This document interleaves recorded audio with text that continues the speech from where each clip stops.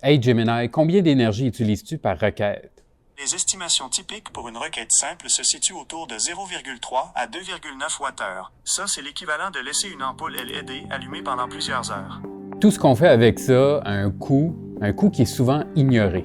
Les conséquences environnementales, ils sont réelles. Il y a beaucoup d'électricité, beaucoup d'eau. Plus que jamais, la technologie et l'énergie sont des questions indissociables. Tout ce qu'on fait sur le web, courriel, Netflix, YouTube, Google, Instagram, Amazon, ChatGPT, Facebook et même vos transactions bancaires. Tout ça passe par d'immenses édifices dans lesquels on retrouve des milliers d'ordinateurs qui traitent vos données. Ça consomme beaucoup d'énergie. Pourquoi? Les serveurs, les ventilateurs, le refroidissement, les systèmes de secours, rien ne peut s'arrêter, même pour une seconde. Et avec l'IA, c'est encore pire. Lorsqu'on fait une requête à l'IA, ça consomme 10 fois plus d'électricité qu'une simple recherche Google. Et lorsqu'on génère une vidéo, par exemple, ça consomme encore plus en énergie. Pour mettre ça en perspective, un centre de données dédié à l'intelligence artificielle utilise en électricité l'équivalent de 100 000 ménages. Ça, c'est l'équivalent de Moncton au Nouveau-Brunswick.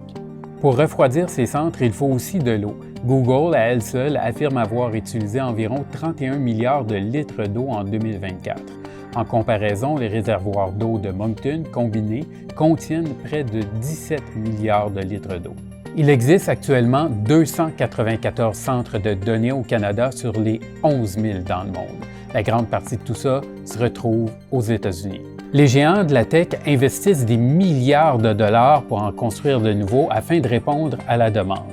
Selon plusieurs rapports, les besoins en énergie vont plus que doubler d'ici 2030 pour les centres de données liés à l'intelligence artificielle aux États-Unis seulement.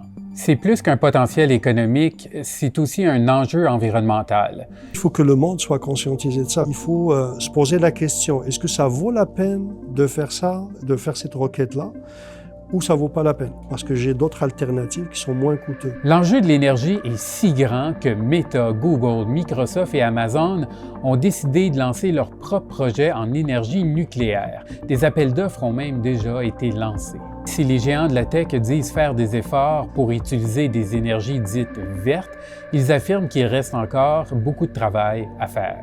Pour satisfaire cette demande, on a besoin d'utiliser tout ce que nous avons. Et est-ce qu'on a besoin de faire ça? Moralement, non, je ne pense pas. Mais c'est la demande du monde.